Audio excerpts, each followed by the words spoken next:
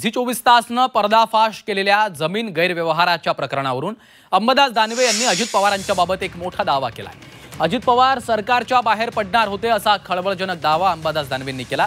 दरम्यान त्यांच्या दाव्यानंतर भाजपने देखील यावर स्पष्टीकरण देत दानवे यांच्यावर पलटवार केलेला आहे।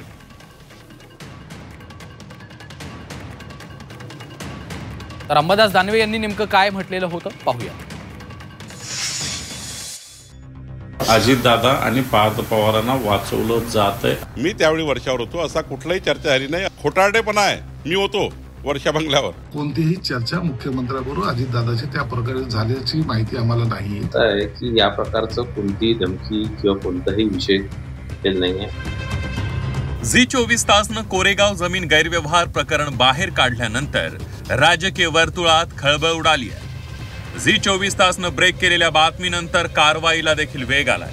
मात्र याच प्रकरणावरून ठाकरेंच्या शिवसेनेचे नेते अंबादास दानवे यांनी एक खळबळजनक दावा केलाय। झी 24 तासनं उघडकीला आणलेल्या जमीन गैरव्यवहार प्रकरणात अजित पवार राजीनामा देणार असल्याचा धक्कादायक दावा अंबादास दानवेंनी केलाय। याच्या डायरेक्ट मुख्यमंत्री रोल केल्याशिवाय याच्यात पार्थ पवार वाचूच शकत नाही। जे झालं वर्षावर त्याच्या बोलायला मला वेळ मिळाला नाही। माझ्या माहितीप्रमाणे त्या दिवशी वर्षावरच्या बैठका झाल्या। अजितदादांनी त्वेषानी रागानी सरकारमध्ये बाहेर पडून सरकारला पाठिंबा देतो इथपर्यंतची भूमिका घेतल्याचं आमच्या कानावर, माझ्या तरी कानावर आहे। हे मी नव्यानं बोलतोय, हे की जे कानावर आहे ते सांगतोय मी, खरं कुठं बाहेर येईल। आणि म्हणून अशा याच्या कारणामुळं अजितदादा आणि पार्थ पवारांना वाचवलं जातंय असं मला वाटतं। खोटारडेपणा आहे।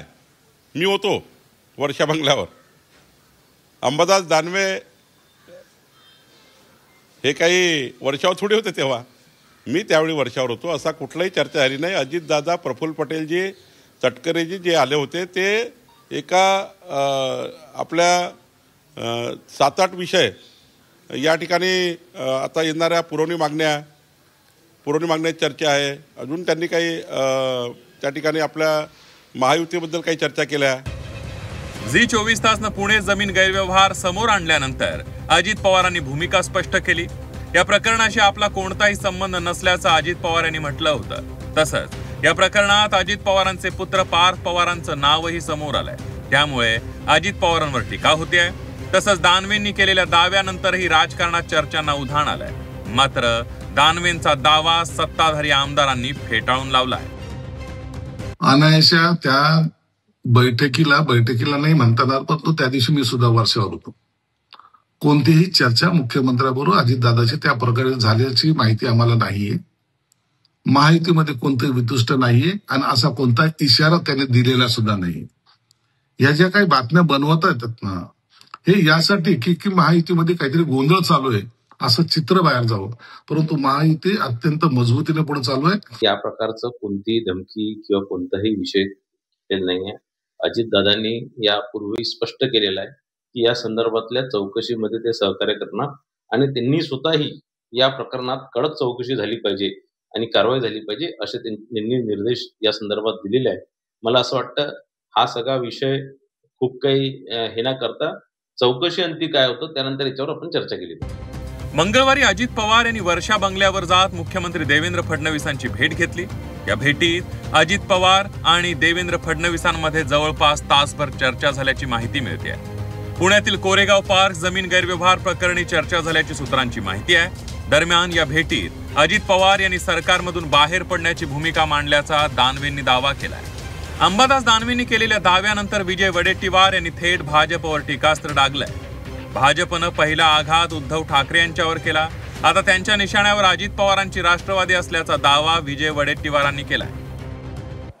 जसे सत्तेमध्ये राहिलेले भारतीय जनता पक्षाचा पहिला आघात उद्धव ठाकरेवर झाला, आता या तिघांच्या पक्षामध्ये पहिला आघात हा होऊ शकतं अजित पवारच्या राष्ट्रवादीवर होईल आणि आपणच राष्ट्रवादीला बाहेर पडायसाठी आम्ही ढकललं नाही तुम्हाला, तुम्हीच पडलात खड्ड्यात, हे सुद्धा महाराष्ट्राच्या पुढे दाखवलं जाईल।